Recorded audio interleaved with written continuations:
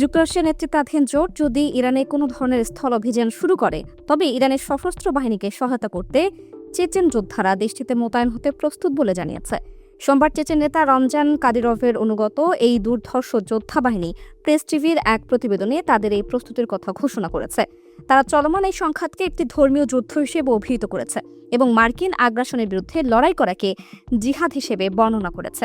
কাদিরভপন্থী এই যোদ্ধারা, যারা কাদিরভসি নামেও পরিচিত, তারা এই লড়াইকে শুভ ও অশুভের মধ্যকার এক লড়াই হিসেবে দেখছে এবং ইরানকে রক্ষা করাকে তাদের আদর্শিক দায়িত্ব বলে মনে করে। চেচেন আর্মি, যাদের বলা হয় রুথলেস আর্মি বা সব থেকে বিধ্বংসী সেনা, দলটির প্রধান রমজান কাদিরভকে ধরা হয় এই মুহূর্তে বিশ্বের সবচেয়ে ভয়াবহ ওয়ার্ল্ড লর্ড হিসেবে।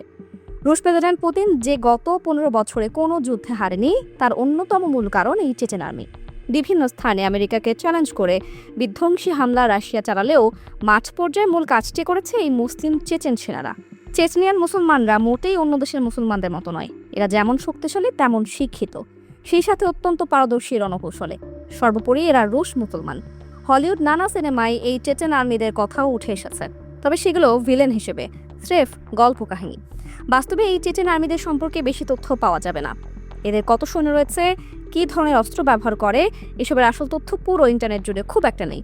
তবে এতটুকু নিশ্চিত করে বলা যায়, চেচেন আর্মিরা প্রয়োজনে রাশিয়ার পুরো ডিফেন্স সোর্সই ব্যবহার করতে পারে। সেক্ষেত্রে এরা কতটা ভয়ঙ্কর হয়ে উঠতে পারে সেটা বোঝাই যায়। সাম্প্রতিক আমেরিকা ইরান যুদ্ধের প্রেক্ষাপটে চেচেন যোদ্ধাদের ইরানের পক্ষে আগাম ঘোষণা যুদ্ধের ভূ রাজনৈতিক সমীকরণকে আরও জটিল করে তুলেছে।